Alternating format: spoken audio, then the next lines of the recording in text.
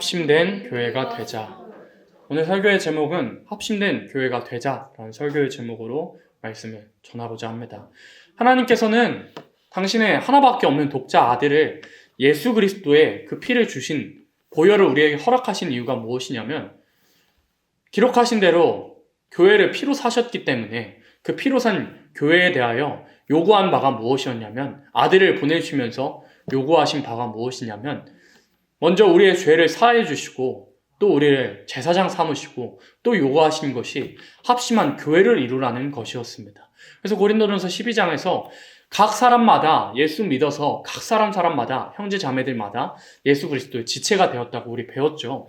우리가 각 사람마다 지체인데 그 지체들이 모여서 합심해서 예배드릴 때 예수 그리스도의 한 몸이 이루어진다고. 아무리 수천 명 모이는 교회라도 합심이 없으면 주님은 떠나시고, 두세 사람, 지금 우리 드리는 예배처럼 두세 사람 모이는 그런 교회라도 합심된 마음으로, 일심된 마음으로 나아갈 때 그런 교회라도 하나님께서 함께 계신다는 것을 이 오늘 본문 말씀으로 말씀하고 계신 겁니다. 마태복음 18장 15절 같이 읽습니다. 내 형제가 죄를 범하거든 가서 너와 그 사람만 상대하여 권고하라. 만일 들으면 네가 내 형제를 얻은 것이요. 합심된 교회가 되려면 첫 번째로는 범죄한 형제를 아끼는 교회가 되어야 할 것입니다. 첫 번째는 범죄한 형제를 아끼는 교회가 될 때 합심된 교회가 될 수가 있습니다. 예수님께서 말씀하셨죠. 마태복음 18장 15절에 지금 말씀하고 계십니다. 너의 형제가 죄를 범하거든, 범죄하거든, 죄 짓고 다니거든 가서 다른 사람에게 말하지 말고 너와 그 사람만 상대해서 권고하라. 만일 들으면 네가 내 형제를 얻을 것이요. 단둘이 은밀한 곳에서 너 그렇게 살면 안 돼. 그렇게 범죄하고 살면 주님께서 속상하시고 하나님께서 속상하셔서 너에게 징계를 내리셔서 너의 삶이 무너질 거야 라고 그렇게 권고하라고 말씀하신 겁니다. 주님께서는 어떠한 마음을 범죄한 사람을 향하여서 어떠한 마음을 가지고 있느냐를 우리가 알아야 할 것입니다. 범죄한 사람을 향하여서 노하기도 하시는 주님이시지만 범죄한 자녀를 향하여서 눈물을 내시고 속상해하시고 슬퍼하신다는 것을 우리 형제 자매된 우리들도 알고, 예수 그리스도의 또 하나님의 자녀된 우리들도 알고, 범죄한 형제 자매들을 향하여서 예수님께서도 저 사람을 위해서 슬퍼 울면서 기도하고 계시고, 성령님께서도 저 형제를 향하여서, 저 자매를 향하여서 탄식하고 계신다는 것을 알고 있다면 그 형제에 대하여 그 형제의 지은 죄를 소문내고 알리고 다닐 것이 아니라, 저 형제가 몰라서 또 알고 있지만 여러 가지 미혹에 빠져서 죄를 짓고 있구나 라는 것을 자신만 인지하고 그 범죄한 형제에게 대하여서 단둘이서만 먼저 죄를 고하라는 겁니다. 왜요? 주님께서도 먼저 그런 모습을 보여주셨습니다. 주님께서 가늠하다 현장에 잡힌 여인을 아껴주셨습니다. 가늠하다 현장에 잡혀가지고 돌맞아 죽기 직전에 있는 여인에게 그 여인의 인격을 아껴주셨던 그런 주님, 또 우물가에서 남편이 5이나 되는 사마리아 여인에게 향하여서 인격을 아껴주시며, 정말 어떻게 보면 거짓말을 하고 있는 사마리아 여인에게 그래 네 말이 옳다, 남편이 없다 하는 너 말이 옳다, 너의 남편 5이나 되는 것을 내가 알고 있다며 그의 인격을 아껴주었던, 그녀의 인격을 아껴주었던 예수님처럼 우리가 범죄한 형제에 대하여서 그 인격을 아껴주라는 건 죄를 책망하지 말라는 뜻이나 방관하지 말라는 뜻이 아닙니다.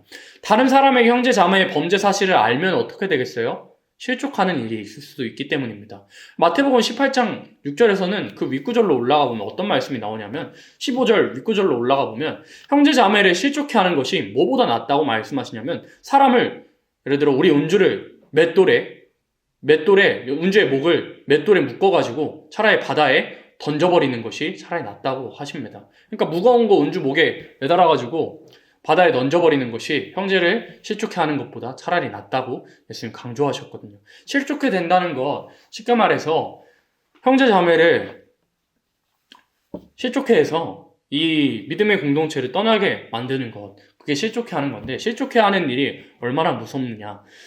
혹시 내가 범죄한 형제 자매의 그 죄를 내가 소문내고 다닌다면, 그 형제가 그 범죄한 사실을 소문내고 다니는 그 사실 때문에 혹시라도 믿음의 공동체를 떠난다면 주님께서는 그 책임을 물으시겠다고 지금 말씀하고 있는 겁니다. 그렇기 때문에 주님께서도 가늠하다 현장에 잡힌 여인을 아껴주셨고, 또 사마리아 여인, 우물가에서 진리를 찾아 헤맨 그 사마리아 여인, 남편이 5이나 되는 음란한 사마리아 여인의 인격도 아껴주시고, 그렇게 아껴주셨던 예수님을 닮아서 형제자매들이 범죄한 사실을 보더라도 처음에 그렇게 범죄한 사실을 알았다면 아껴주고 나 혼자만 알고 있고 그 사람에게만 가서 그렇게 살다가는 하나님의 징계를 받고 하나님께서 속상하실 거야. 단둘이서만 권고하는 일이 있어야 된다고 주님께서 말씀하신 겁니다. 그렇게 해서 만약에 그 형제가 들으면 뭐라고 되어 있어요? 그 형제를 얻은 것이라고. 그렇게 해서 범죄한 형제를 아껴주는 모습으로서 범죄한 형제가 그 범죄한 일에서 돌이키면 합심된 교회가 되는 겁니다. 두 번째는 불의한 자를 용납지 않는 교회가 되어야 하는 것입니다. 17절 같이 읽습니다. 만일 그들의 말도 듣지 않거든 교회의 말하고 교회의 말도 듣지 않거든 이방인과 세리와 같이 여기라. 우리의 말도 듣지 않으면 단둘이서 가서 권고했는데 그 말도 듣지 않는다. 그 다음 단계는 뭐냐면 교회에 말하는 겁니다. 교회에 예를 들어 목사님이나 교회에서 치리하고 있는 목자의 사명을 감당하고 있는 분께 은밀히 말해가지고 이러한 일이 있었는데 내가 이렇게 권고를 했지만 경고를 하고 책망을 하고 정말 권고를 해 주었지만 그 말을 듣지 않습니다. 이제 목사님께서 또 누구누구께서 어떤 형제님께서 집사님께서 이 말해 주라고 이 권고해 달라고 교회에 요청함에도 또 그 말을 듣지 않으면 뭐라고 돼 있어요? 이방인과 세리처럼 여겨버리라고. 이방인과 세리처럼 여겨버리고 떨어버리라고 주님께서 말씀을 하신 겁니다. 왜 그러겠어요? 이것은 교회가 하나님의 교회이기 때문입니다. 회개할 기회를 주어도 교회는 회개하는 곳인데 교회 안에서 회개할 기회를 줘도 회개하지 않고 순종하지 않는 사람은 하나님의 자녀로서 정말 옳지 않는 모습을 보이기 때문에 교회에서는 용납하지 말라는 말입니다. 짐짓 회개할 기회를 교회에서 주고 회개치 않는 생명에게는 용납하지 말라는 겁니다. 왜요? 이러한 분자가 있게 되면, 이러한 형제가 있게 되면 죄라는 건 바이러스 같은 그런 형질을 띠고 있습니다. 바이러스 같은 속성을 띠고 있어서 바이러스가 예를 들어 헌진이가 감기에 걸리면 접촉하게 되면 우리 운주가 옮기겠죠. 그와 같이 범죄한 형제가 계속 짐짓 회개할 기회를 주었음에도 회개하지 않고 믿음의 공동체 안에서 계속 신앙생활을 하고 접촉해 나간다면 교회가 그것을 계속 용납하게 된다면 다른 형제들도 그와 같이 죄를 따라하게 되어 있다는 것이 죄의 속성이라는 겁니다. 예를 들어 한 사람이 죄를 범죄하잖아요. 다른 사람에게 영향이 안 갈 거라고 보통 생각하는데 예를 들어 제가 범죄했습니다. 헌정이가 예를 들어 범죄했고 제가 범죄했습니다. 그럼 헌진이가 똑같이 그 죄를 나중에는 따라 할 겁니다.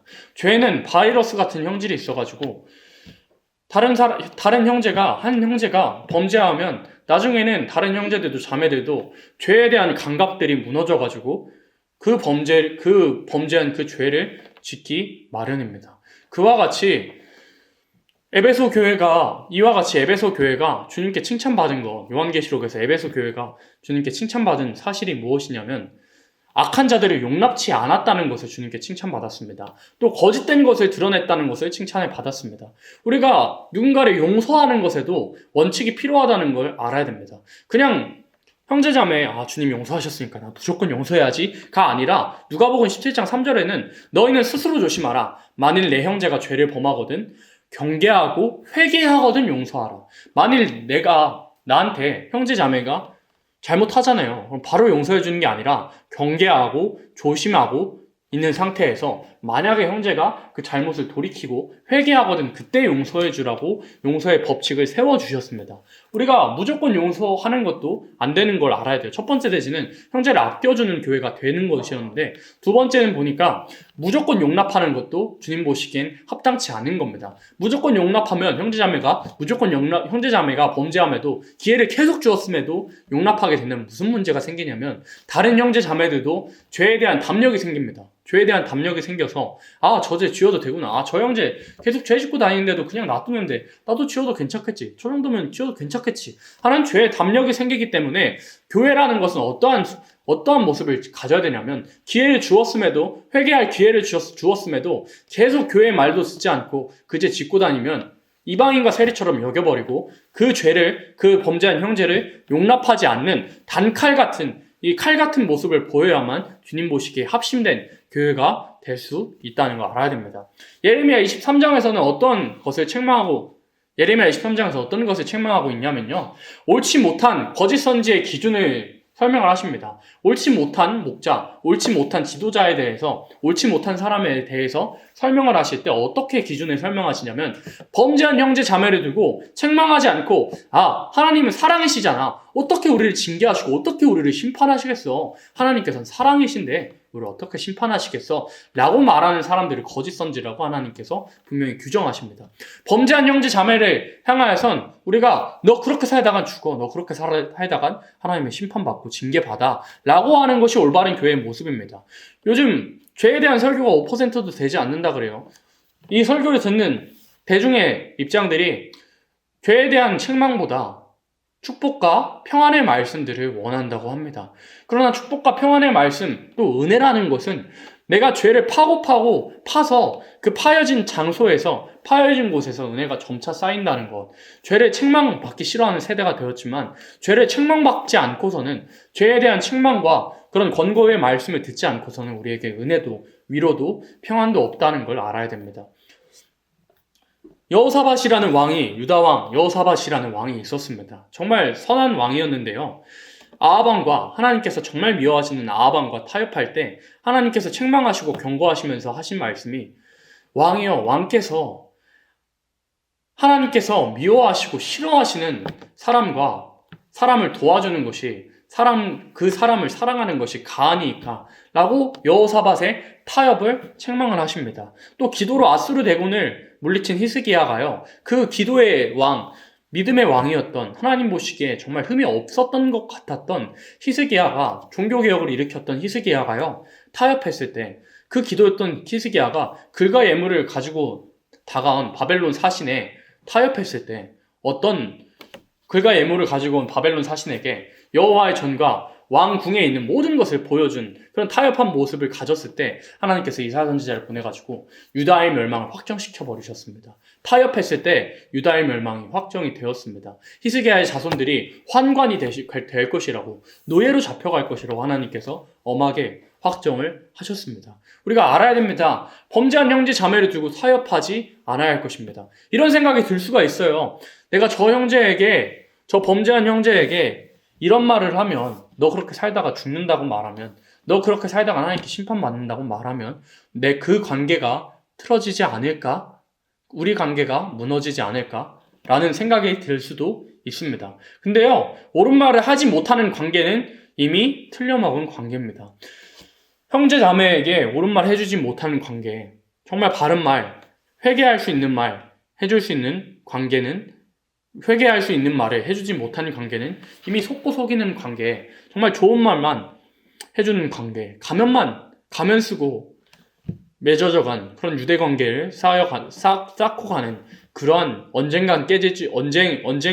깨질지 모르는 그러한 관계라는 걸 알아야 됩니다. 옳은 말 해서 깨질 관계는 어차피 깨질 관계입니다. 형제 자매에게 너 그렇게 살다가 죽어라고 했는데 그 관계가 깨졌다? 어차피 깨질 관계였던 겁니다. 가면 쓰고 이미 속고 속이는 관계였던 거라는 걸 우리가 삶 속에서 형제 자매에게 저 말을 해도 될까? 저 책망의 말씀, 권고의 말씀을 너 그렇게 살다가 하나님께 심판받는다는 말을 해도 될까라고 고민이 될 때는 내가 이 말을 해서 깨질 관계라면 이미 틀려먹은 관계구나 라는 걸 알고 정말 과감하게 우리의 믿음의 선진들처럼 정말 죄 지은 왕을 향하여서 자신의 신분보다 높은 그런 왕을 향하여서도 왕이여 그게 옳은 행위입니까? 하며 그렇게 외쳤던 선지자들처럼 우리도 형제 자매들을 향해서 옳지 못한 모습을 보이는 형제 자매들을 향해서 그렇게 살면 안 된다고 말해주고 용납지 않는 모습을 보이게 될 때 우리가 합심된 교회가 될 수 있다는 거 알아야 됩니다. 세 번째 18절이 있습니다. 진실로 너희에게 이르노니 무엇이든지 너희가 땅에서 매면 하늘에서도 매일 것이요 무엇이든지 땅에서 풀면 하늘에서도 풀리리라. 세 번째는 하늘에서 원하는 뜻은 땅에서도 행하는 교회. 하늘에서 원하시는 하나님의 뜻을 땅에서 행하는 교회가 될 때 우리는 합심된 교회, 주님께서 축복하시는 교회가 될 수 있다는 것을 알아야 합니다. 만약 교회가 하늘에 계신 하나님의 뜻을 알지 못하고 정말 인간의 뜻대로 마음대로 해버린다면, 교회를 결정하고 해버린다면 하나님 보시기에 그 모임들은 거룩한 모임, 거룩한 예배의 장소가 아니라 사단의 회가 된다는 걸 우리가 알아야 됩니다. 하나님께서 원하시는 하나님의 뜻만을 성취해드리는 교회가 될 때 땅에서 무엇을 구하든지, 이걸 뭐라고 돼 있어요? 땅에서 매면 하늘에서도 매일 것이요 무엇이든지 땅에서 풀면 하늘에서 풀리리라. 이런 구절이 이루어지게 되는 겁니다.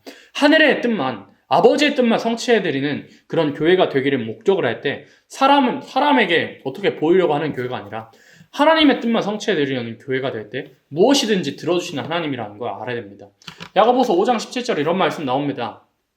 엘리야가 우리와 성정이 같은 사람이고 성정이 같은 사람이로되 비 오지 않기를 간절히 기도한즉 3년 반 동안 비가 내리지 아니하고 다시 기도한즉 하늘이 비를 주고 땅이 열매를 내었다고 말씀하고 계십니다. 엘리야가 우리와 똑같은 사람이거든요. 근데 엘리야가 기도할 때 3년 반 동안 비가 안 와버렸습니다.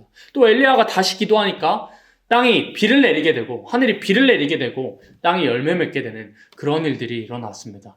우리가 또 야고보서 말씀에서 이런 말씀도 나옵니다. 우리가 구하여도, 내가 만약에 기도하여도 기도의 응답을 받지 않는 이유가 있거든요. 그 이유가 무엇이냐면 구하지 아니하며, 첫 번째로는 구하지 아니하며, 두 번째로는 구함에도 받지 못함은 내 마음대로, 내 정욕대로, 내가 하고 싶은 대로 이 땅에서 하나님의 뜻이 아닌 내 마음대로 쓸까 봐 하나님 안 주신다고 그렇게 말씀하십니다. 하나님 무조건 주시고자 하시는 분, 우리에게 무조건 채워주시고자 하시는 분, 우리가 복받길 원하시는 분, 그러한 분이신데 우리가 내 마음대로 사용할까 봐 그러다 삶 속에서 징계를 받고 다치고 정말 하나님 보시기에 옳지 못한 길로 갈까 봐 우리가 구하는 것을 때로는 거절하시는 하나님이라는 걸 알아야 됩니다. 그래서 교회는 어떠한 모습을 가지고 나아가야 하냐면 하늘에서 원하는 뜻만 성취해드리기 위한 교회가 되어야 합니다. 그래서 우리 삶 속에서 우리 교회뿐만 아니라 우리 개개인의 모습에서도 그분의 기쁨을 위해서 살면 무엇을 하든지 무엇을 구하든지 다 받는다는 걸 알아야 됩니다. 로마서 말씀에 이런 말씀 나와요. 아들까지라도 너에게 은사로 내어주시니가 도대체 무엇을 더 줄 수가 있느냐고.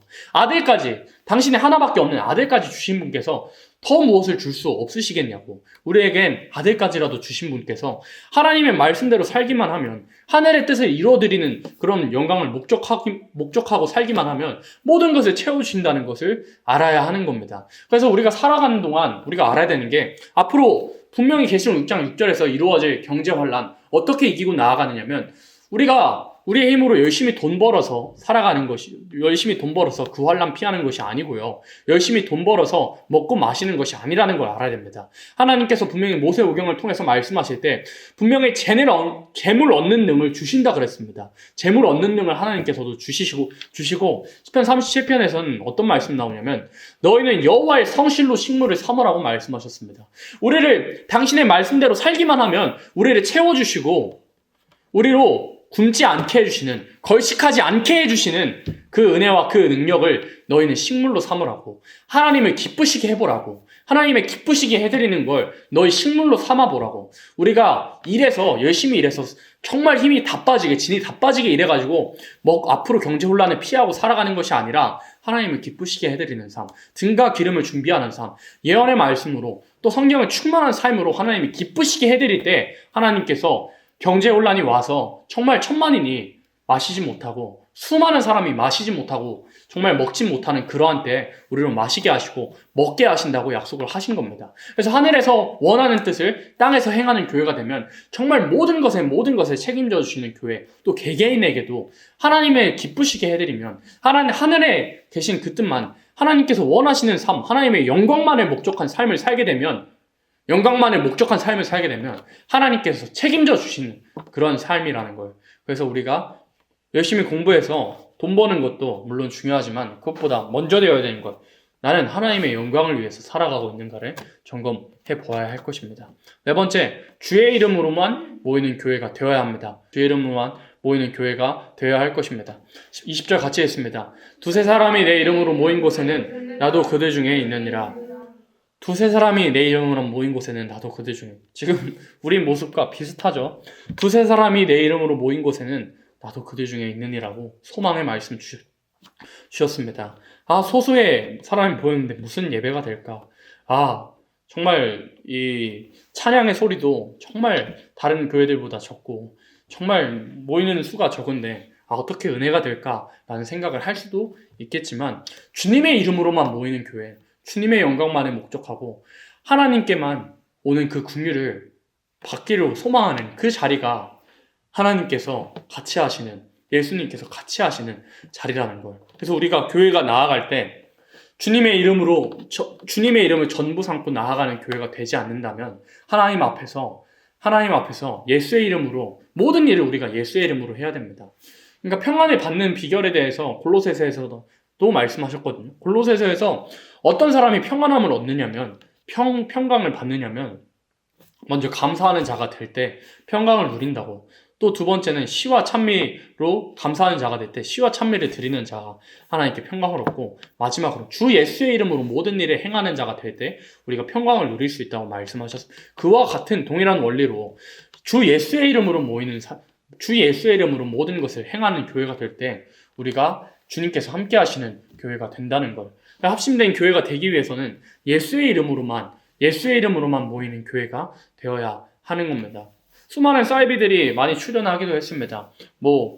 안상홍 증인회니, 또 신천치니, 또 여러 가지 사이비 집단들, 이단 집단들이 많지만 어떠한 사람이 주님께서 어떠한 교회에 구원의 말씀이 있고 어떠한 곳을 주님께서 주목하시냐면 예수님의 이름으로 모인 그 교회여야만이 주님께서 주목하신다는 걸 알아야 하는 겁니다. 우리가 모이기를 힘써야 하는 이유, 주의 이름으로 모이면 주님께서 동행하시기 때문에 20절 말씀하신 것처럼 두세 사람이 내 이름으로 모이면 나도 그들 중에 있다고 말씀하신 것처럼 우리가 예수님 이름으로 날마다 힘든 몸 이끌고 주님께 나오는 이유, 주님께서 동행하시고 우리를 그 예배를 통해서, 그 모임을 통해서, 예배를 통해서 우리를 이끌어 가시기 때문에, 우리의 삶을 소성시키시고 회복하시기 때문에 우리가 주님의 이름으로 모이는 겁니다.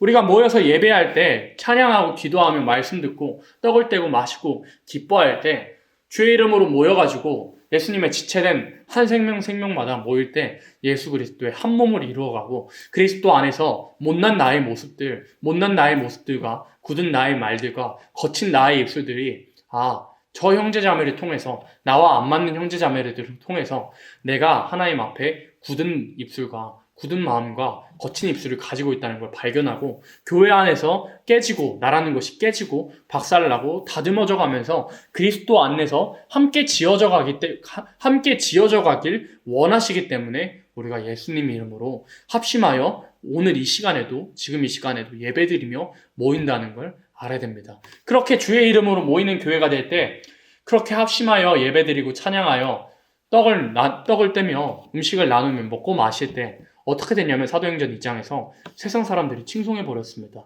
복음을 믿지 않는 사람들도 저렇게 교회는 아름다운 모습을 보이는구나 하며 예수 믿는 사람들을 칭송했던 그런 말씀들이 역사적으로 기록된 사실입니다. 그래서 주의 이름으로만 모이는 교회가 되면 합심된 교회로서 주님 보시기 합당한 교회의 모습으로 지어져 갈 수 있다는 것. 그래서 우리가 예수님 이름으로만 모이고 그리스도 안에서 함께 지어져 가기 위해 우리가 주의 이름으로 합심해서 모인다는 걸 기억해야 됩니다. 5번째 마지막인데요. 너그러이 용서하는 교회가 되어야 할 겁니다. 마태복음 18장 22절 같이 있습니다. 예수께서 가라사대 내게 이르노니 7번뿐 아니라 70번씩 7번이라도 할지니라. 베드로가 이렇게 예수님한테 질문합니다. 예수님, 그러면 형제 자매가 내게 잘못하면 몇 번이라도 용서해 줄까요? 7번 용서하면 될까요, 주님? 이렇게 말씀하시니까 주님께서 뭐라고 대답하세요? 7번뿐 아니라 70번씩 7번이라도 할지니라. 몇 번이에요? 70번씩 7번이면 490번이죠. 490번까지라도 하루 동안에 490번이라도, 그러니까 예를 들어 은주가 헌진이한테 490번의 잘못을 했습니다. 헌진이의 뺨을 490대를 때렸습니다. 근데 은주가 헌진이한테 내가 그렇게 범죄했지만 그 뺨을 때릴 때마다 내가 그렇게 뺨 때렸지만 지금 생각해보니까 내가 잘못한 것 같아. 하늘에서도 잘못한 것 같고 너에게도 잘못한 것 같아 하고 회개하면 490번까지라도 용서하라는 말입니다. 근데 490번 우리가 용서할 수 있을까요? 지금 우리의 모습으로 용서할 수 있을까요? 이건 우리가 용서할 수 있는 횟수의 범위라고 하기보다는요, 주님께서 우리를 용서하신 그 숫자를 의미하는 겁니다. 우리가 날마다 범죄하고 주님께 나아가죠. 어제 지었던 죄, 하나님 내가 이 죄 때문에, 형제를 미워한 죄 때문에 주님 속상하게 해드렸습니다. 주님 죄송합니다. 하고 다음날 또 주님 앞에 하나님 내가 또 이 죄를 지었군요. 하나님 죄송합니다 하면은 주님께서 그 죄를 외면하시고 용서해 주신다? 아니하실까요? 주님께서는 용서하실 겁니다. 이 말씀을 하신 이유는 주님께서 하실 수 있는 용서, 우리가 하긴 힘들지만 주님께서 우리를 향하여서 하신 용서이기 때문에 내가 너희를 그렇게 용서하였으니 너희도 그렇게 알게 주라고 말씀하신 겁니다. 주님께서는 우리를 향하여서 스스로 무죄의 영역으로 들어가시는 분입니다. 스스로 무죄의 영역.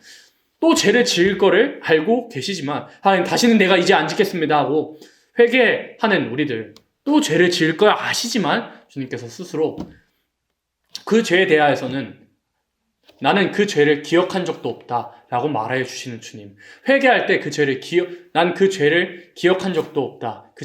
그 죄가 마치 없어진 것처럼 주님께서 용서해 주시는 주님의 사랑에 대해, 주님의 사랑이라는 걸 주님께서 여기서는 그렇게 70번씩 7번이라는 숫자로 말씀을 하신 겁니다. 그런 주님을 닮아서 우리가 어떠한 사람이 되어야 되냐면, 형제 자매가 내게 얼만큼 잘못하더라도, 몇 번을 잘못하더라도 주님께서 나를 용서하신 것처럼, 지금까지 내가 회개할 때마다 주님께서 나를 용서하신 것처럼 내가 사랑하는, 또 주님께서 사랑하는 형제 자매가 내게 범죄하더라도 용서하기만 하면 정말 고민 없이 용서해주는 사람이 되어야만 합심된 교회가, 합심된 단체가, 또 주님의 몸된 교회가 될 수 있다는 걸, 긍휼히 여기는 자가 긍휼히 여김을 받는다고 하셨습니다. 왜일까요? 긍휼히 여겨보니까 아는 겁니다. 긍휼히 여겨보지 않는 사람은요, 주님의 긍휼을 모릅니다. 정확히 말하잖아요.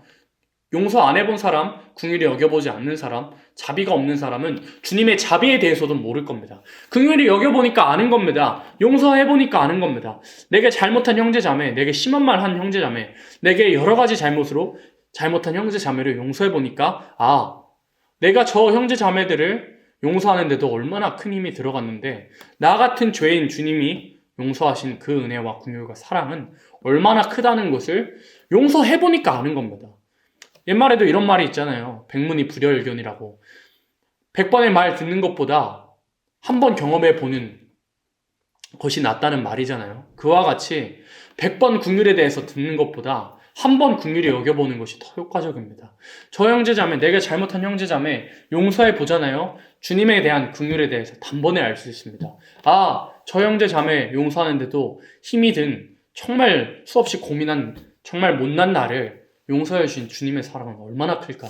그래서 용서해본 사람이어야만이 주님의 사랑에 대해서, 주님의 은혜에 대해서 알 수가 있는 겁니다. 그래서 주님께서 원하시는 교회의 모습이 무엇이냐면, 너그러이 용서하는, 내게 잘못을, 믿음의 공동체 안에서 갈등이 없을 수가 없고 부딪히는 것이 정말 없을 수는 없지만, 부딪히는 것이 갈등이 없을 수는 없지만, 그러한 갈등 속에서, 또한 다툼 속에서도 알아야 되는 것, 형제자매가 내게 잘못을 고하고 용서를 구한다면 나는 예수님처럼 무조건 용서해주는 사람이 되어야만 정말 불안함 없이 주님께서 원하시는 합심된 교회가 된다는 걸 알아야 하는 겁니다. 그래서 정리해보자면, 주님께서는 합심된 교회가 되기를 원하시는데 어떻게 되어야 합심된 교회가 될 수 있냐면, 범죄한 형제를 아껴주는 교회, 형제가 범죄한 사실을 알았다면 소문내지 않고 그 형제에게 단둘이 그렇게 죄를 고하해주고 권고해주고 옳은 길로 인도해주는 사람이 될 때 합심된 교회를 이룰 수 있다는 것.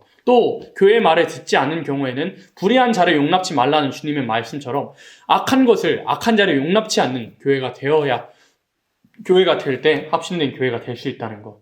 또 하늘에서 원하는 뜻을 땅에서 행하는 교회, 오직 아버지의 뜻만 성취하기를 바라는, 아버지의 영광만을 목적하고 나가는 교회가 될 때 합심된 교회가 될 수 있는 것. 또 교회로 모이는, 한몸된 교회로 모이는 자들이 주의 이름으로만 모이는 교회가 될 때, 또 예수의 이름으로 행하는 삶을 살아갈 때 합심된 교회가 이루어질 수 있다는 것. 또 마지막 가장 중요한 것, 너그러이 용서하는, 예수님의 심정을 닮아서 예수님처럼 용서하는 사람들이 될 때 합심된 교회가 되어서 정말 불안함 없이 주님께서 원하시는 그 뜻만 성취해 나가는데 전혀 문제가 없는 교회가 될 수 있다는 것. 그래서 정말 오늘 부른 찬양처럼 정말 합심되는 것이 중요한데, 합심되어야만이 우리가 새 시대를 이룰 수 있고, 합심되어야만이 합심된 단체로서 많은 생명들 살려낼 수 있는데 우리가 어떻게 해서 합심된 교회가 될 수 있는지 오늘 살펴보았습니다. 그래서 우리가 정말 합심된 교회가 되어서 많은 사람 살리는 교회가 되기 위해 정말 나 자신이 부족한 모습을 형제자매가 정말 부족한 모습을 보이고 범죄한 사실을 보더라도 정말 주님의 심정으로 용서해 주시고 또 악한 것을 용납치 않고 정말 너그러이 용서하는 교회가 되어서 또 너그러이 용서하는 사람이 되어서 정말 부족함이 있더라도 저 사람에게 부족함이 있더라도 보듬어주고 안아주며 다듬어가는 교회가 될 때 주님께서 원하시는 합심된 교회로서 한 단체가 되어 예수님의 재림을 단체적으로 맞이할 수 있는 교회가 될 수 있도록 주님께서 인도하시기를 예수님 이름으로 바라고 축복합니다.